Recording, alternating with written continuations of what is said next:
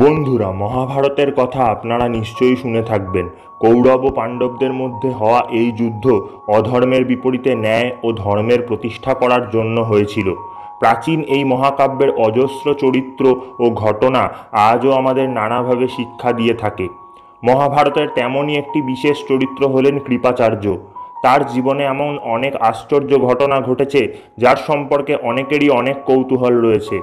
7 চিরঞ্জীবীর একজন হয়েও কেন মহাভারতে ব্রাত্য হয়ে রইলেন অস্ত্রগুরু কৃপাচার্য?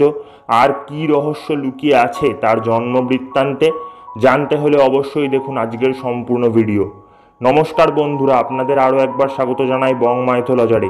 ভিডিওটি সম্পূর্ণ দেখার আগে চ্যানেলটিকে সাবস্ক্রাইব করে জয় শ্রীকৃষ্ণ লিখতে কখনোই ভুলবেন না। আগেই বলেছি, কৃপাচার্য হলেন 7 চিরঞ্জীবীর একজন। কৌরব ও পাণ্ডবদের অস্ত্র শিক্ষার ভার দ্রোণাচার্যের সাথে তার উপরেও ছিল। তিনি কৌরবদের পক্ষেই মহাভারতের যুদ্ধ লড়েছিলেন। তার একমাত্র ভগিনী কৃপির বিবাহ দ্রোণাচার্যের সাথে হয়েছিল। এবার আসা যাক কৃপাচার্যের জন্ম বৃত্তান্তে। বন্ধুরা, আপনারা অনেকেই শুনে অবাক হবেন যে কৃপাচার্যের জন্ম মাতৃগর্ভে হয়নি। হ্যাঁ বন্ধুরা, ঠিকই শুনেছেন। এই কাহিনীর সূত্রপাত হয় ঋষি গৌতমকে দিয়ে।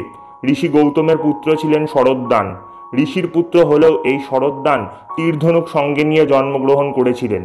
ঋষির সন্তান হওয়া সত্ত্বেও ধনুর্বিদ্যায় তার যতটা আগ্রহ ছিল তেমন শাস্ত্রপাঠে বা আর কোনো কিছুতেই ছিল না। কঠোর পরিশ্রম, সাধনা ও তপস্যায় তিনি সমস্ত অস্ত্রশস্ত্রের জ্ঞান লাভ করে ফেলেছিলেন। তার কঠোর তপস্যা ও অস্ত্রশস্ত্র বিষয়ে জ্ঞান দেখে স্বর্গের দেবরাজ ইন্দ্র পর্যন্ত শঙ্কিত হয়ে উঠলেন। তিনি ভয় পেলেন যে এর ফলে একদিন হয়তো তার ইন্দ্রত্বও চলে যেতে পারে। তাই শরদ্দানের তপস্যা ভঙ্গ করতে তিনি জানপদী নামক দেবকন্যা বা অপ্সরাকে মর্তে পাঠালেন। বন্ধুরা, রম্ভা, উর্বশী, মেনকা প্রমুখ অপ্সরার নাম আপনারা অনেকেই শুনেছেন, কিন্তু এই জানপদীর নাম থেকে মনে হয় এই অপ্সরা তেমন কোনো প্রথম সারির অপ্সরা হয়তো নন। হয়তো কোনো নিকটস্থ জনপদ থেকেই ইন্দ্র তাকে খুঁজে এনেছেন এবং পাঠিয়েছেন শরদ্দানের তপস্যা ভঙ্গ করতে। অপ্সরা জানপদী ইন্দ্রের আদেশে শরদ্দানের আশ্রমে পৌঁছালো এবং এক বস্ত্রে থেকে তাকে প্রলোভিত করার চেষ্টা করতে লাগলো। শরদ্দান নিজেকে যদিও সংযমী করে রাখলেন, কিন্তু কিছু সময়ের জন্য তার মনে বিকারের ভাব উৎপন্ন হলো। সাময়িক এই দেহ চাঞ্চল্যে তার সূত্রপাত ঘটল। সেই মুহূর্তেই তিনি ধনুকবাল ফেলে সেই আশ্রম পরিত্যাগ করলেন। কিন্তু তার স্খলিত বীর্য স্বরস্তম্ভে পড়ল ও দুটি ভাগে ভাগ হয়ে গেল। এই দুটি ভাগ থেকে দুটি সন্তানের জন্ম হলো, একটি পুত্র ও একটি কন্যা। ওই সময় সেই রাস্তা দিয়ে হস্তিনাপুরের রাজা শান্তনু যাচ্ছিলেন। তিনি এই শিশু সন্তান দুটিকে দেখতে পেলেন ও ঈশ্বরের কৃপা মনে করে তাদের রাজপ্রাসাদে নিয়ে গেলেন। ঈশ্বরের কৃপায় প্রাপ্ত বলে পুত্রটির নাম কৃপা ও কন্যার নাম কৃপি রাখা হলো। পরে তপস্যার দ্বারা শরদ্দান 2 সন্তানের সন্ধান পেলেন এবং প্রাসাদে এসে কৃপাকে অস্ত্রশিক্ষা দিলেন। পিতার মতো কৃপা অস্ত্রশিক্ষায় পারদর্শী হয়ে উঠল।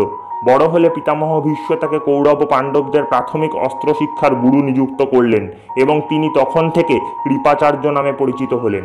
পরে রাজপুত্রদের বিশেষ অস্ত্র প্রশিক্ষণের জন্য দ্রোণাচার্যকে নিযুক্ত করা হয় এবং কৃপাচার্যের বোন কৃপির সাথে তার বিবাহ হয়। বন্ধুরা, এখন আপনারা অনেকেই ভাবছেন যে মাতৃগর্ভ ছাড়া সন্তানের জন্ম কি করে সম্ভব। বর্তমান যুগের মহাভারত গবেষকদের মতে এক্ষেত্রে অবশ্যই শরদ্দান ও অপ্সরা জনপদী মিলিত হয়েছিলেন, কিন্তু কিছুক্ষণ পরেই হয়তো শরদ্দান তার সঙ্গীত ফিরে পান ও নিজেকে সামলে নেন। তাই তার মনে হয়েছিল যে এক্ষেত্রে তার কোনো সন্তান হয়তো জন্ম নেবে না। কিন্তু তার ধারণা সঠিক না হয় জানপদীর গর্ভে 2 সন্তানের জন্ম হয় এবং অপ্সরা যেহেতু মূলত স্বর্গের গণিকা, তাই মানব সন্তানের প্রতি তার কোনো মায়া নেই এবং সেজন্যই সে তাদেরকে পৃথিবীতেই ফেলে রেখে যায়। পরে শান্তনু এদের খুঁজে পেয়ে মানুষ করেন। কিন্তু প্রাচীন কবি তার মহাকাব্যের মহাকাব্যিক কাঠামোকে বজায় রাখতে এই ঘটনাকে একটু অলৌকিকভাবে উপস্থাপন করেছেন। মহাভারত গবেষকগণ এই ব্যাপারে বেদব্যাসের এই চতুর উপস্থাপনের প্রশংসাই করেছেন। বন্ধুরা, আপনাদের সুবিধার্থেই কৃপাচার্যের জন্মের বৈজ্ঞানিক ব্যাখ্যা করা হলো, যদিও এটা বর্তমান পুরাণ গবেষকদেরই মতামত। আপনারা কি মনে করেন এই ব্যাপারে কমেন্ট করে অবশ্যই জানাবেন। আর কৃপাচার্যের জীবন বিষয়ে আরও বিস্তারিত জানতে চাইলে কমেন্ট করে সে কথা অবশ্যই উল্লেখ করবেন। আজ এ পর্যন্তই, দেখা হবে পরবর্তী ভিডিওতে। জয় শ্রীকৃষ্ণ।